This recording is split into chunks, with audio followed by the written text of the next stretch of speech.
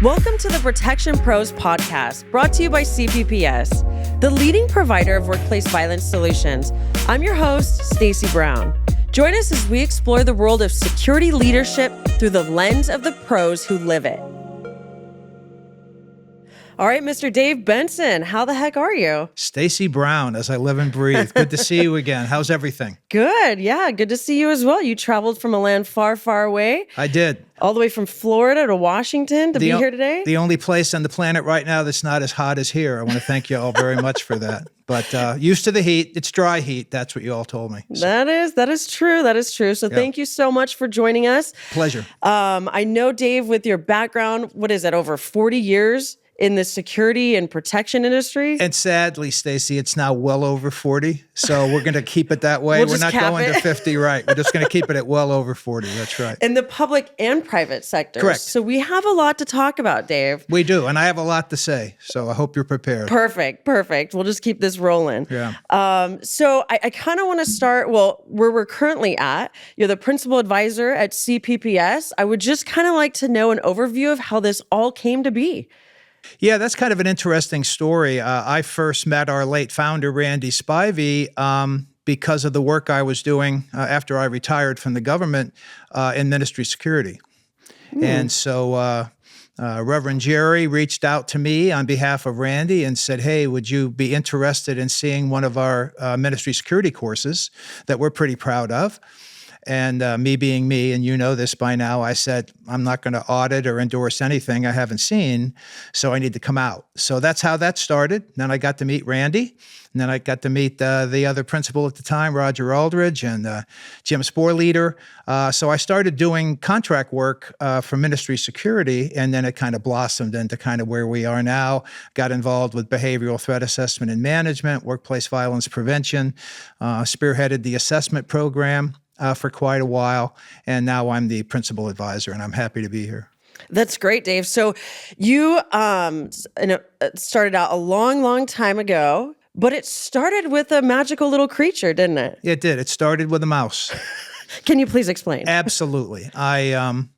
I spent the first 8.5 years of my career working for the Walt Disney Company in Orlando in the security division, and started part-time when I was going to college at Florida State, and then developed into a full-time position. Throughout my time there, I was an investigator, I was an operations supervisor, I was on the water rescue team. Still, it was one of the best jobs I've ever had, and it really was a stepping stone for me to come to the next part of my journey, which is with the federal government. So that's great. So can you kind of elaborate on what exactly you did for the federal government? Because I know that's kind of where you got into threat assessment and all of that. And that's your bread and butter now. So I'd love to hear about that. Yeah, and kind of the nexus between what I ended up doing for Disney and what I ended up doing with the government was kind of interesting. So I became the liaison for all the federal law enforcement agencies that would come to the theme parks. Oh, I didn't know that. And so I got to know the Secret Service and the FBI and then the U.S. State Department very well. And so at the time, it was right after the second Beirut bombing, and the State Department had got just a boatload of funding because international terrorism was rampant. I was approached to apply, and I never thought I had a chance. And if I had realized how tough the competition was, I probably never would have done it, because I found out there was 1,800 applications and they picked 40 of us. No kidding. I'm glad I didn't know that. Talk about choking under the pressure. But so it was a pretty quick process. Within 7 or 8 months, I was sworn in as a diplomatic security special agent. And for those folks out there that aren't familiar with DSS, with the security and law enforcement arm of the foreign affairs community, of my almost 24 years, I spent almost half my time overseas in assignments in Egypt, Sri Lanka, Finland, and then Bangladesh during the 9/11 period. Wow, very interesting, Dave. And then from there, that's when you went into CPPS, and now you find yourself in threat awareness. You're the principal advisor here. So all of those lessons learned along the way, what would you say over your career? What is some of the biggest insight that you've gained along the way? Sure. First and foremost, and it sounds a little cliche, but bear with me, I'll get there, is the value of training. and Interesting. training everyone, not just certain aspects. Okay. And so when you're in the diplomatic security service or you're part of the foreign service, and I was, I guess, unfortunate enough to be involved in some major episodes, whether it be a terrorist bombing or a natural disaster, or the 7 or 8 white powder incidents we had in Bangladesh right after 9/11, Right. the anthrax scare. You learn the power of training, number one. Number two, you learn very quickly if people buy into that. What do I mean by that? I mean, as much as I think Randy, God rest his soul, would love to take credit for bringing me aboard and teaching me empowerment of the individual. I've been doing that for a long time. Actually, it was one of the things that attracted me to Randy and the company. And that is you empower people based upon their training, and they will perform for you in the most dire circumstances. And it's an amazing thing. And we've seen this over and over again. And so when you have an actual natural disaster or a terrorist bombing or whatever it might be, and you see colleagues step up or your constituents step up, you know you've done something right. So there's no substitute. You can't have one and not the other. You can't put a Band-Aid on an open wound and call it training. They have to understand the training. They have to know what their role is. And then more importantly, they have to feel empowered to make some decisions on their behalf and on behalf of others in a crisis situation. And if that sounds a little familiar, that's exactly what CPPS is all about. That's right. And so we talk a lot about prevention. We talk a lot about, even if you're just, stopping for a moment and just asking yourself, what would I do right now if, right? And so it's just creating that muscle memory. And of course, it's better if you can exercise that and actually physically rehearse what you would really do. But can you give us some insight into how valuable that muscle memory can be when a crisis actually occurs? Sure. So practice makes perfect. I'm sure most of our parents told us that, and it's really true. And so while many of us used to be ridiculed in the law enforcement community for having my back to the wall at the restaurant, right. or, it was a cop or it was a law enforcement thing. You can always thing. tell. Yep. The fact of the matter is, you want to be prepared for the unexpected. And playing the what-if game is extremely important. And it doesn't have to be anything particularly granular. You walk into a movie theater and go, okay, there's 4 exits. If I had to leave, how could I go? Is there anything there that I need to be concerned about? And this works indoors or outdoors. So by playing the what-if game, you become a little more adept. You're not surprised when something bad happens to you. So many people that become crime victims are literally surprised, and you hear things through the media like, I can't believe that happened here, or I can't believe that happened in our community. Well, it can, it has, and it will. And the more aware we are and how we train our families and our companies and stakeholders, the much better we're going to be able to prepare. We can't make everything go away. This is a difficult, challenging world that we live in, getting more challenging all the time. But being somewhat prepared means you're going to have a plan. And plans really do make a huge difference. People have told us that have been involved in evacuations or a bombing or a fire or whatever, say, I kicked back into my training. I remember what we talked about. So the idea is to train people very much the same way across the board, and then you add in their unique circumstances and culture. And I think that's one of the things that CPPS does better than anybody. That's right. And, it's easy for those of us who have been in the military or law enforcement or government to say, like, yeah, we're trained this way. This is kind of part of our upbringing. But what I find when we're out teaching this is situational awareness is that foundation of building that safety and security mindset. And I see this a lot with, just having these casual conversations with my daughter or casual conversations with the public. My kid is going off to college. What advice do you have for them? So I kind of have that same question for you. So if someone was to ask, Dave, that's great. You know how to tune into that situational awareness, but what advice would you have for the layman in this regard? Like, how do you start building that situational awareness to gain, that level of awareness in your environment, and so you can add that to your prevention strategy? What advice would you have for those? I really think if you can, is one of the things we also do very well is taking very complex things or hard things and That's breaking right. them down into simple components. So when you have, if you ask my daughter today how she felt about the Benson family meeting, she would have a very different view than I did. But she would also tell you she learned a lot. It's just like if you're talking to a small child and dealing with strangers, talk about, have you ever felt concerned? What would you do in a situation like that? And it sticks with them. Don't make it overly complicated. You don't have to scare people. That's a big part of that. Yeah, fear-mongering I have no use for, frankly. Yep. And we want to teach people to be mindful, not fearful. If it doesn't seem right to you, think about it before you do it. Almost everybody that's become a victim of a crime, if they were aware it was about to happen, have the same reaction. I don't know why I just went down that alley. I don't know why I got into that car. I don't know why I didn't pay attention to that person that was following me. So it's a heightened state of awareness. We all know, those of us with a police and military background, that you can't stay in code red forever. That's right.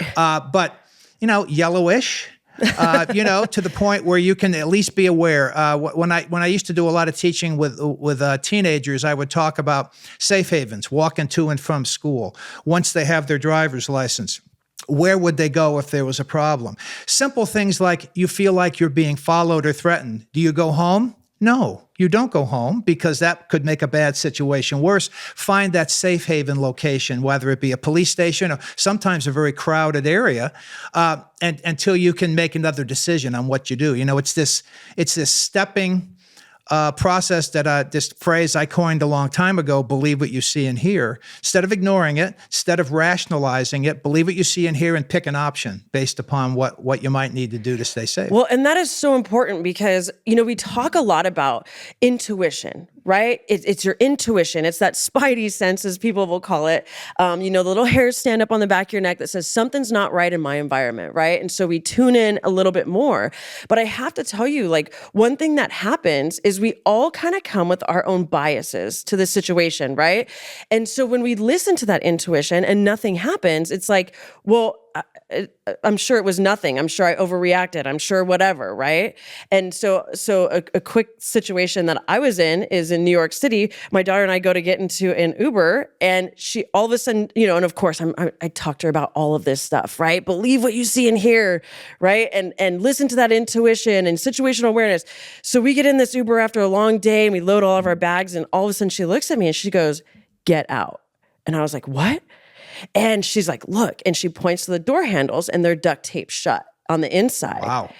And for a second though, Dave, and I have to admit this, I was like, oh my gosh, I'm sure it's fine. I'm sure that maybe they're just being repaired. I don't even know how I tried to talk myself out of this, but this girl was out of the cab. And I was like, okay, I guess I have to follow, right? And then I get out and I'm like, what is wrong with me? I do this for a living. Right. This girl didn't have these biases and she's out of here. She doesn't worry about hurting somebody's feelings. She's thinking safety and security and she's out of there. And so it's so interesting. It's like, I didn't listen to my own intuition in that situation and I try to talk myself out of it. But believe what you see and hear is incredibly important in these situations. That's a great story. And kind of tying into that is this concept that we've been using at the center for years, and that is give you a mental permission slip to make decisions. Yes, right. The worst thing that will happen if you make a bad call is that maybe you're embarrassed or you might have offended the driver or there was an honest explanation. But just imagine if she hadn't acted on that. I know. Right. So what if, right? What if? So I mean, I think we don't want us to walk around being paranoid, but I think it's really important to look at potential problems. We talk about this, whether it be a planned demonstration, a large crowd, a sporting event, whatever that might be. Have the awareness to know. You know, one of the things, Stacy, that I teach a lot now out of necessity is we've had a rash of mass crowd events. Yes. Right. Right. And one of the big problems that happens is groups of people together, they want to huddle together. Right. We've talked about this. Well, and invariably in a situation like that, you're going to get separated. It's going to happen. Do you have a reunification place? Well away from where the problem is, right? Because that's the next set of anxiety. Are you okay? Are you okay? Where's our daughter? Where's my son? And already have that plan. and you can go to the reunification place. So it's a process. We want people to live their lives, but by the same token, we need to do a much better job of a couple of phrases I like to talk about. The difference between being a bystander and an upstander. A bystander sits by and freezes or goes, "Oh my God, that's terrible. I'm sorry that happened to them, but what can I do?" An upstander takes action. So right. I think that's an important concept as well.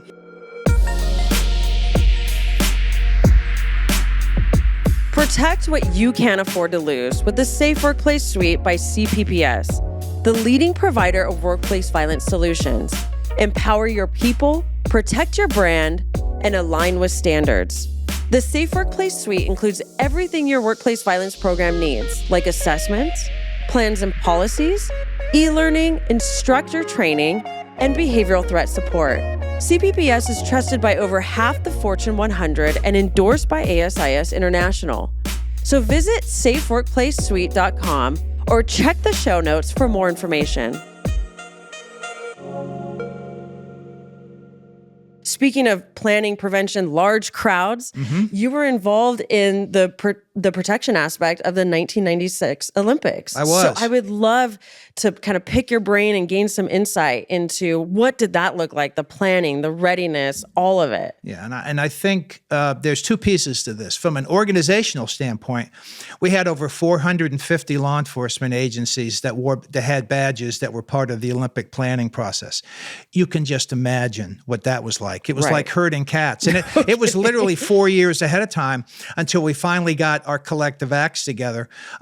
Then recognizing what everybody's role was and recognizing everybody had a role to play and trust that role. And the best example I could give you of that is when the Olympic Park bomb went off towards the end of the Olympic Games. And one of the first calls I got was actually from my sister-in-law, of all people. Oh, no kidding. I'd been working like 17 hours that day, and I was exhausted, and I just got into the bed, and Dorothy, my wife, said, "It's Catherine. She needs to speak to you." And you can imagine what my initial response was. But we'll move on. Leave that, yeah. Yeah. So she said that something happened downtown, and me being the smug person I can be on occasion, I said, "Catherine, I really appreciate it, but my team will let me know what's going on." It was 20 minutes before I heard from the command post Really? that there was a bomb downtown that had gone off. And all I had to do was turn on the TV and CNN was all over it. Yeah. So lots of different stories I could talk about that, but that's when the plan comes into place. And a lot of people don't realize this, but the Olympic Park by design was not a venue, because it was designed for everybody else that came to the games and couldn't afford or get tickets or whatever, so they had a place to congregate. But when you stop and think about that as a security professional, what an amazing vulnerability. No kidding. So when the bomb went off, during the process, a very good friend of mine and a former executive with the Coca-Cola Company and a former DSS agent, Jimmy Hush, he called me. Coke was one of the sponsors. We had a great relationship. And I had fought months before for us to have our own K9 and EOD team, explosive ordnance disposal team. And everybody said, "No, we need to save money. You can call the Secret Service, you can call the FBI." And I said, I love them, but I've been through this before. We need our own team. And sure enough, we were the only ones, and our teams were the only ones that were available, and they did the initial search of the area because everybody else was assigned doing something else. Oh, so I learned immediately, you got to take care of yourself, you got to take care of your own. And part and parcel of that was, the people that were there, they had a false feeling of security. Even I knew it wasn't an Olympic venue, but they didn't necessarily know that. So there was no screening, right? Right. So very vulnerable. So a very valuable lesson on that we learned on that and how we responded to that. And then the other thing that was very interesting was how everybody responds to a crisis like that. And it kind of ties into what I'm doing now. And everybody decided that we needed to profile the perpetrator. And so the profile came out, and it was a white male, 30 to 35 years old, probably had tried to be in law enforcement, but had not worked out. He might be a security guard now, and it fit the profile perfectly of a young man by the name of Richard Jewell. In fact, Richard Jewell found the bomb. Oh, no kidding. And because of some of the bias Right. we had from the Los Angeles games, where we had a few fake bomb hoaxes that went on, we jumped to the conclusion that here we go again, so we got to be very careful. Turns out, not only was he not the guy, he saved lives because he found it. A security guard found it with all this other millions of dollars Wow. and expertise. But his life was also ruined because of the profile. And it turned out to be somebody completely different. And so one of the things I learned when I was in the State Department was this concept of protective intelligence and investigations. And we originally did that primarily for our protectees or for a special event like the Olympics. So I certainly deployed that knowledge and techniques. But one of the things we also learned about that is that it's the behaviors of people and this evidence-based information that we get from the public and from others that will determine, what could happen, what's that likelihood. And that really has morphed into behavioral threat assessment and management. I mean, that's really a Reader's Digest version, but profiling doesn't work. That's why we don't do that. We deal with targeted and intentional violence. And that's really the part and parcel of a comprehensive workplace violence prevention program, Stacy. Because if you think about it, you see something, say something. Well, we at the center say, see what? Say Right. what? Yep. Report to who? So we add meat on them bones, as we say down south. And when that happens, some of the folks like me and others that have that knowledge and specialized training can make some pretty informed decisions about the likelihood. So it's interesting how that kind of weaved through the whole process and with my career. Yeah, that is interesting, Dave. And there's a lot of insight that you just shared with us in that one event that took place. But in the planning process, you talked about, trusting your team, training as a team. And then at CPPS with the threat management team training, we talk a lot about the value of training as a team. Can you share some of your insight into the value of that? Yeah, hindsight's 20/20, and it probably sounds pretty perfunctory, but the fact of the matter is we're not all wired the same. We all don't have the same backgrounds. We do have biases, which can be a blessing or a curse. And so we have to level the playing field somehow. And so particularly when you're talking about behavioral, the multidisciplinary threat assessment, threat management training, you want to give everybody baseline training, just like we do for our clients with workplace violence prevention. Right. Yep. We know that then when the balloon goes up, everybody's going to react a little differently, but they're going to react based upon their training. And so that's extremely important. That's the most effective way of reacting to that. And if you do it as a team, there's all kinds of synergy that comes with that. So that's why that's really important. That's right. And you said then everybody kind of has their role and understands their Right. role and understands their place. And so it kind of operates like this. And it's an interesting kind of a caveat, if you will. Yes, everybody has their role.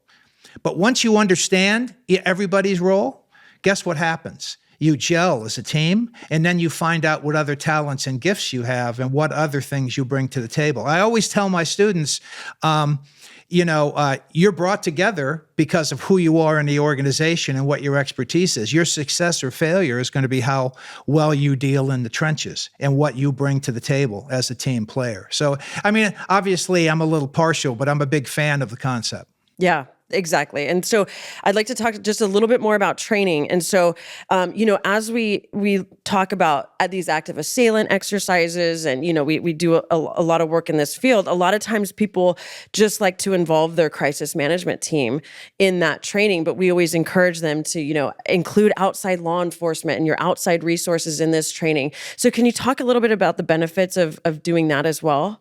Yeah, it really is a truly an evolutionary process. So one of the things we know about extreme violence is that it seldom happens when everybody's together sitting around the table with their pencil sharpened. Right. So when a crisis management team is there, hey, how do we handle that? And more often than not, particularly when the nature of an active assailant, it can be over in a matter of minutes. There's no time to call anybody. There's no time to ask for permission. So you have to have that baseline training and then have a good idea on what your plan might be if you get into that situation. That's what makes it successful. And then you take it to the organizational piece. Do they have an organizational response. What does that look like? It really is a symbiotic process. You really can't have one without the other for it to be effective. That's great. Well, thanks, Dave. And we'll talk more later about, threat awareness, threat assessment. I would love to talk just about that. I mean, we could talk about that all day long, right? But I don't know if you knew this, but we're in an election year, right? So I would like to kind of talk about that current event that is currently taking place. I know the United States is not the only one in the middle of an election year. And I know that you were involved in President Clinton's inaugural address or event. And so if you could kind of walk us through what that looked like and kind of talk to us through, prevention, planning, readiness, all of that. Yeah, I think of everything that I've been blessed to be involved with, I think one of the most complex was doing security coordination for an inaugural in Washington, D.C., with all those different federal, state, and local agencies, all of which are convinced that they are the greatest things since sliced bread. We included. And then we had to deal with the diplomatic corps, all the foreign ambassadors, keeping them safe. We had to deal with the Capitol Police. And then you had to deal with the politics of what was going on. And so I look upon Clinton's inaugural as a walk in the park compared to what we're dealing with now, like in the wake of January 6th. And now we're in a world, in my professional opinion, that we have weaponized politics, of course, and behavior. Yeah. So now the real wild card in this is not what the government's going to do, is how the people are going to respond and how we can help them stay safe. And so I just think, regardless of what happens this year, it's already been a wild card. It's going to continue to be. And what's happening globally, as you pointed out, we have to be prepared for that transition of power, which I don't think we were prepared for in January 6th. And we can't afford to have that happen again. It doesn't matter what your political affiliation is. We can't have riots in the streets. We can't have failures of law enforcement agencies. We can't have that. So that bespeaks of what you were talking about before. Everybody's got to know their role. Everybody's got to work together. And it's a monumental task, but we can do it. That's right. And so, as we're looking at this election year and as I travel and we teach all these different types of prevention and de-escalation and all of these tools, everyone just kind of starts it out with saying, what can I do? I mean, I'm at a loss. Like, we all feel the tension's rising, but what can we do as individuals? What can we do to be part of the solution instead of just kind of being these bystanders, as you called it? So, what tips would you have for us? First of all, and I know it's an overused phrase, increase your awareness. Kind of know what you're talking about. What could happen? Where are your possible safe havens? Where might you have to retreat if danger comes? Number two.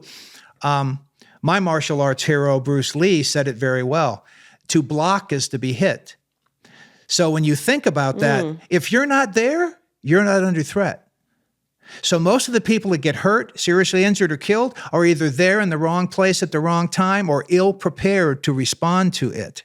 So if you can get out, get out. I mean, that's first and foremost. Right. And if you don't have to go, don't go. And then be prepared to respond kind of in steps and stairs and strategies, going back to that believe what you hear, pick an option, get away from harm's way. If you have to hide. If you have to barricade. If you have to fight to neutralize the threat. But those are not finite options.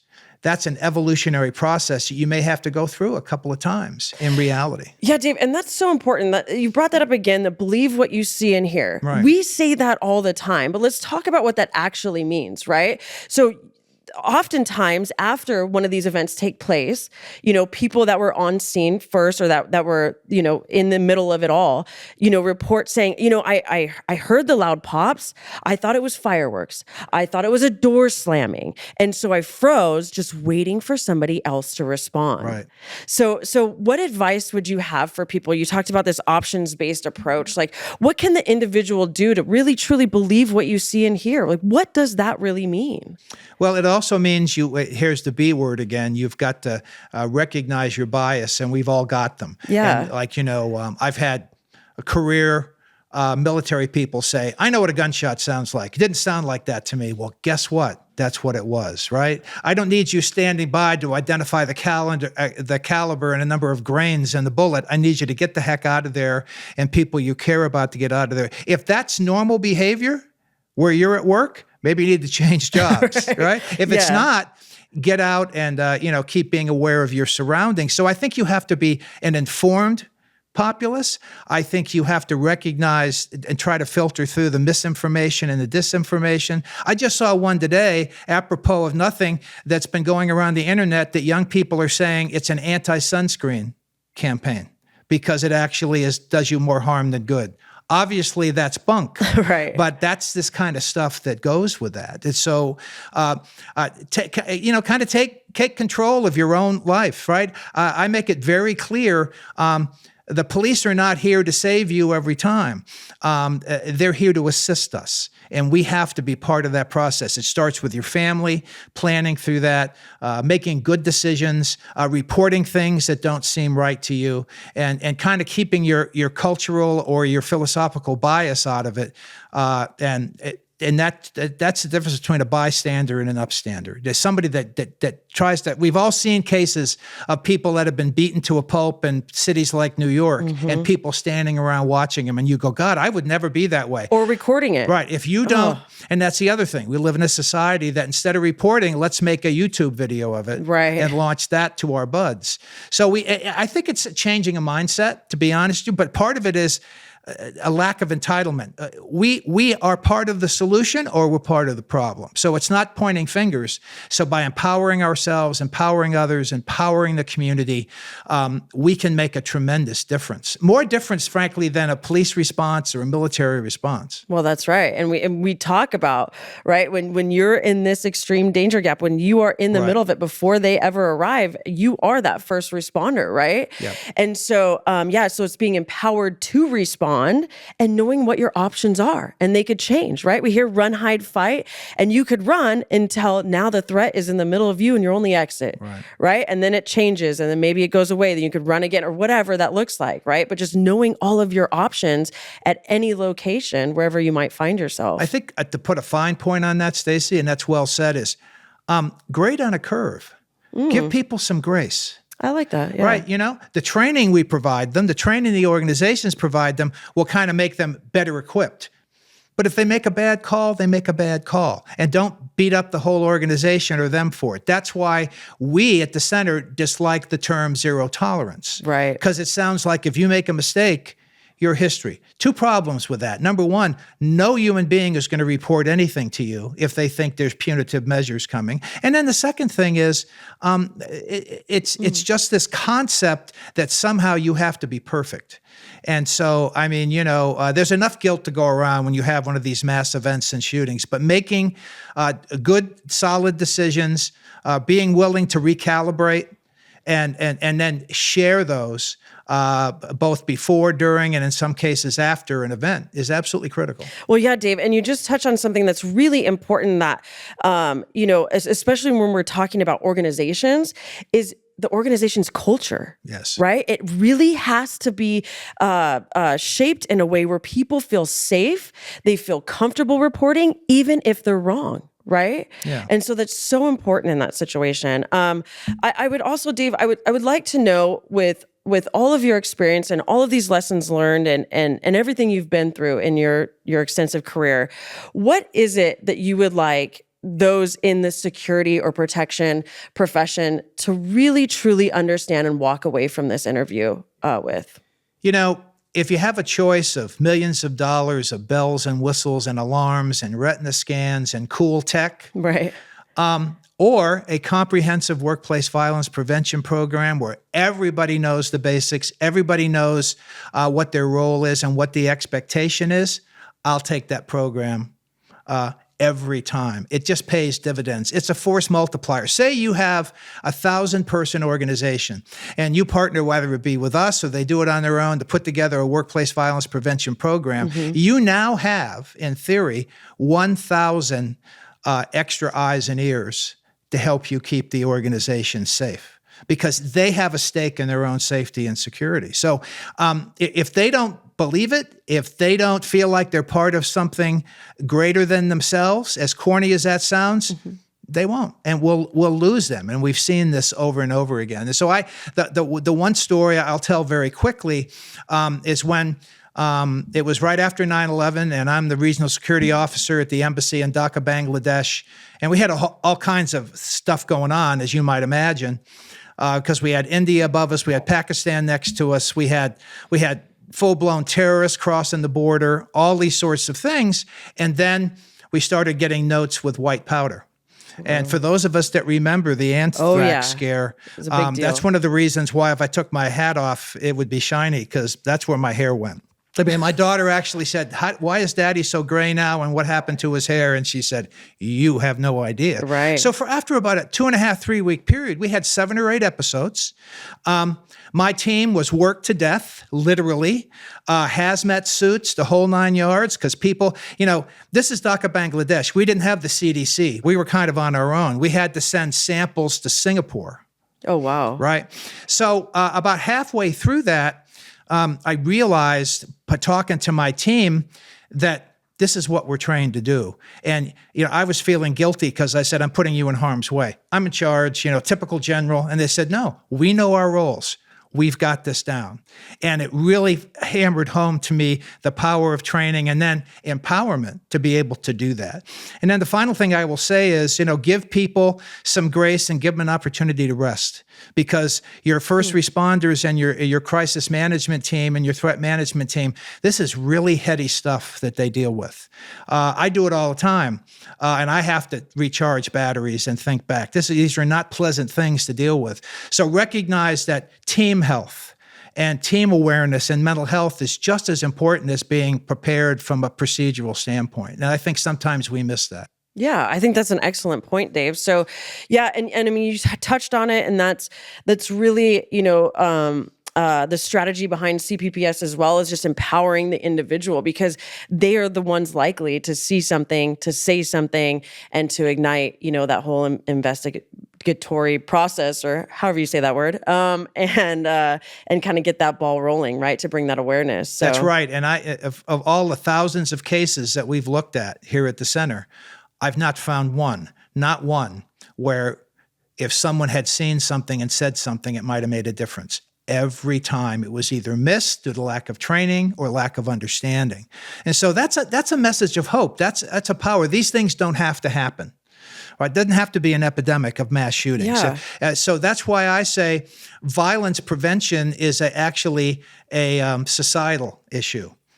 It's not a CPPS issue. It's not a corporate America. It's not a houses of worship. It's not a state, federal, local government. It's everybody's concern. And if we start to think that way, I think we'll begin to make some headway, because so much of this is behavioral. So much of this is environment.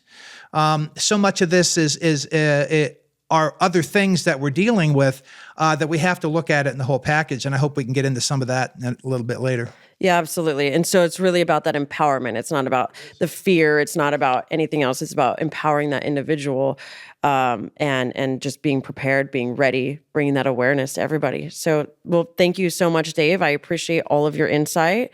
It's been very valuable, and we've learned a lot. So thank you for your time. It's my pleasure. Thanks for having me.